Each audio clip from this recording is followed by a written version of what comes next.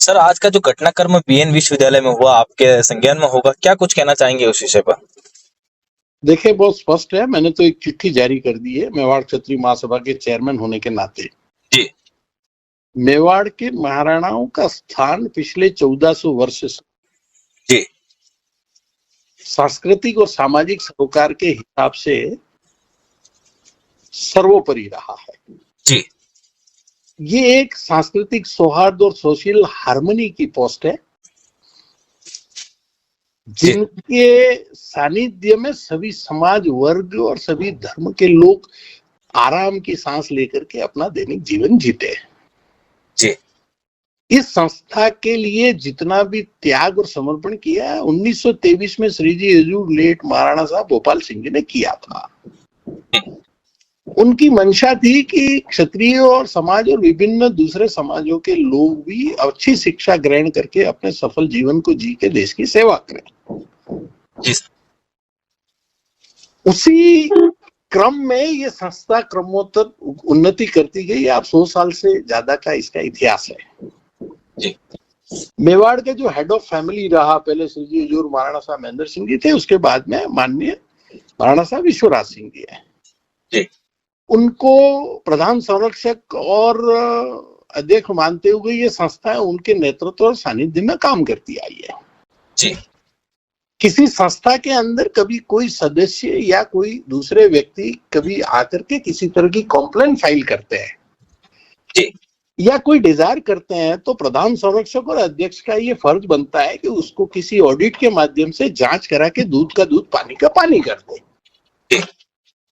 तो महाराणा साहब के पास सब जब ये डिजायर गई तो उन्होंने ये कहा कि वही इसकी एक्सटर्नल ऑडिट करा दी जाए और उस ऑडिट में फाइनेंशियल ऑडिट, एडमिनिस्ट्रेटिव ऑडिट और एकेडमिक ऑडिट हो जाए। तो महाराणा साहब ने सिर्फ ऑडिट करने की बात करी है और ऑडिट होने तक जो व्यवस्था है, किसी कार्यकारिणी का कार्यकाल अगर पूरा हो गया तो उस व्यवस्था को स्थगित करके और एडॉक कमेटी के सहयोग करके इसको चलावें, ये बात करी है जी। तो इसमें कुछ तथाकथित लोग आकर के अगर कोई अनर्गल प्रलाप करके महाराणा साहब पे आरोप लगा रहे हैं तो हमारी तो समझ से परे है जी। कि क्यों आप सोशल हार्मनी को डैमेज कर रहे हैं। कहीं ऐसा तो नहीं कि कुछ वो लोग जो महाराणा प्रताप को गाली देते आए जी। अपनी राजनीति चमकाने के लिए या किसी को लेट डाउन करने के लिए, उनकी शय पे कुछ होकर के मेवाड़ की जो सोशल हार्मनी उसको डैमेज करके नष्ट भ्रष्ट करने का प्रयास कर रहा है, तो उनकी शय तो नहीं चल रही है जी। तो ये मेवाड़ की जनता को, यहाँ के सदस्यों को और संपूर्ण समाज को सोचना पड़ेगा। आज ये प्रश्न हमारे सबके सामने खड़ा है जी। वर्तमान महाराणा साहब जैसा सभ्रांत, सुशील और नेतृत्व क्षमता रखने वाला व्यक्तित्व जो सादगी से परिपूर्ण है, सबको सुनते ज्यादा है, बोलते कम है जी। अगर उनके प्रति भी किसी को ग्रीवेंस है तो हमारे तो वो लोग ही समझ से परे हैं जी। तो हम तो यही कहना चाहेंगे कि ईश्वर सबको सद्बुद्धि दे, सच्चे मार्ग पे चल करके जी। और ये जो हो रहा है वो कुछ अच्छा नहीं हो रहा है कम्युनिटी की हेल्थ के लिए, एजुकेशन की हेल्थ के लिए और मेवाड़ के लिए। जी सर, उनका ये कहना है कि जो आजीवन सदस्य हैं 198, जिसमें से 251 थे, वो 54 जो लोग हैं जिनका लेकर विवाद चल रहा है, तो उनको भी अगर हटा दे फिर भी चुनाव करा कर देख लो, हम ही जीत रहे हैं, तो फिर एडो कमेटी को थोपने की क्या जरूरत है? अब मेरी बात सुने, इस संपूर्ण मेवाड़ के अंदर 5 लाख क्षत्रिय परिवार रहते हैं जी।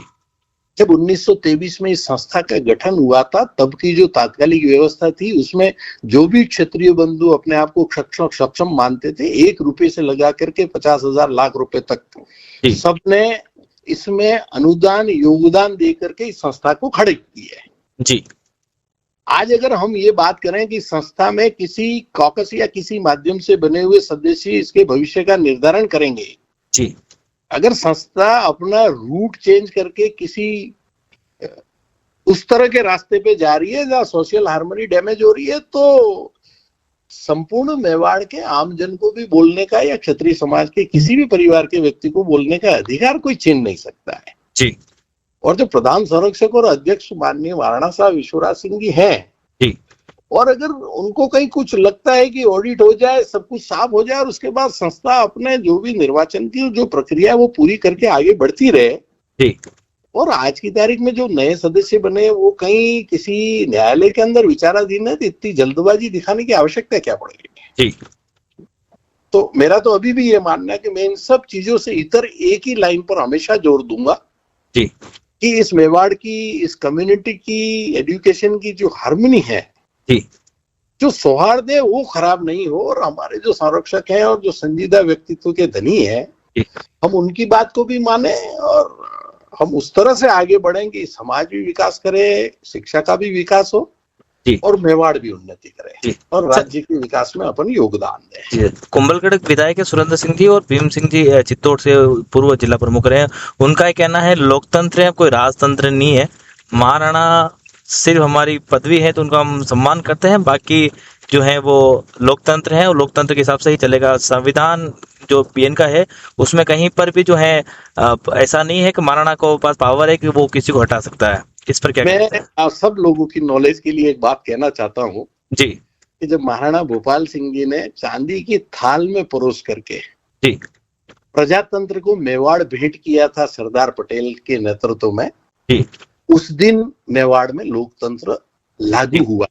जी तो भोपाल सिंह जी के पोते को लोकतंत्र की शिक्षा देने का प्रयास करना जी एक बचकाना हरकत है। जी और इसी लोकतंत्र में वे माननीय विधायक हैं और माननीय महारानी साहब यहाँ से पार्लियामेंट मेंबर है। तो लोकतंत्र की भाषा, परिभाषा, जी संविधान और विधान जी जो जिसको वो जितना समझते हैं उतना हमें समझने में शायद अभी 2-3 पीढ़ी और लग जाएगी। जी तो उनको लोकतंत्र का पाठ पढ़ाने की आवश्यकता नहीं। जिनके दादा ने ही लोकतंत्र की स्थापना में भारत की इस महायज्ञ में पहली आहुति दी थी, जी तो उनको लोकतंत्र सिखाने की आवश्यकता नहीं है। जी उनका ये कहना है कि लेट महाराणा साहब ने जब ये संस्था थी वो राजपूतों को डोनेट करती, उसके बाद जो है उनके पोते या पड़पोते अगर ये कहते हैं कि भाई हमारी संस्था है तो ऐसा हो नहीं सकता। उन्होंने, महाराणा साहब ने कभी भी ये नहीं कहा ये संस्था मेरी है। जी हजारों करोड़ की संपत्ति के प्रति भी कभी कोई मोह नहीं दिखाया। उनको जब इसी समाज के अंग और कुछ समाज के इसी संस्था के सदस्यों ने ये कहा जी कि हम इस संस्था के कार्यकलापों का आकलन एक स्वतंत्र संस्था के साथ कराना चाहते हैं, तो सिर्फ महाराणा साहब ने एक डिजायर करी कि क्यों नहीं स्वतंत्र ऑडिट करा के अपन स्थिति को स्पष्ट कर लें। न तो डे टू डे एडमिनिस्ट्रेशन में महाराणा साहब का किसी तरह के इंटरफेयर का कभी इरादा था, न भविष्य में है।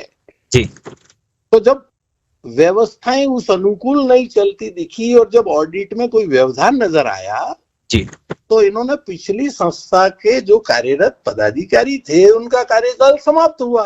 तो बीच का जो पीरियड है, जब अगला चुनाव हो तो उसके बीच में इन्होंने कमेटी बना करके ये कहा कि अपन सबसे जल्दी से जल्दी ये 3 तरह की ऑडिट है इसको पूरा कर लें। ऑडिट के बाद अपन ये संस्था अपना स्वतंत्र तरीके से चुनाव करा के संस्था को चलावे। तो डे टू डे तो संस्था के किसी भी तरह के संचालन में महाराणा साहब का न पहले कभी इंटरेस्ट था, न आ जाए। लेकिन किसी संस्था का प्रधान संरक्षक और अध्यक्ष होने के नाते ये मॉरल ड्यूटी तो बनती है कि वहां क्या चल रहा है, क्या कुछ सही चल रहा है। अगर कहीं कोई त्रुटि नजर आएगी तो उसको ठीक करने का आदेश देना, निर्देश देना या उसके बारे में कोई विचार रखना या बात करना गुनाह है क्या? तो आज मेवाड़ के, संपूर्ण मेवाड़ के इतने जो पुरानी पद्धति में 47 के पहले के उमराव थे, आम राजपूत थे, हम सब क्षत्रिय परिवार थे, इनका कोई न कोई किसी का श्रम का दान रहा होगा, किसी का आर्थिक योगदान रहा होगा, किसी के भाव रहे होंगे। क्या हमें उसकी कद्र करना लाजिम नहीं है? आज जो हम भाषा सुन रहे हैं वो जो लोग बोल रहे हैं वो शायद उनकी भाषा या उनकी शिष्टता होगी। मुझे हमारे संस्कार उस तरह की भाषा बोलने की अनुमति नहीं देते। सर, उनका ये कहना है प्रशासन ने अगर दखल अंदाजी की या फिर किसी तरह कुछ किया गया तो तलवारें चल जाएगी। इस पर क्या कहना चाहेंगे? तलवार मेवाड़ के शौर्य का प्रतीक है। वो जब असंतोष तब फैलना चाहिए धर्म, संस्कृति, गौ, गंगा, गीता, गायत्री, ज्ञान, भक्ति, योग, कर्म के ऊपर कोई आवेश, कोई किसी तरह का व्यवधान आवे। हम शिक्षा के मंदिर में सरस्वती के पुजारी बन के जी। तलवारें चलाने की बात करते हैं तो हमें हमारे गिरीबान में पहले झांकना चाहिए, जी। बाद में किसी पे अंगुली उठानी चाहिए।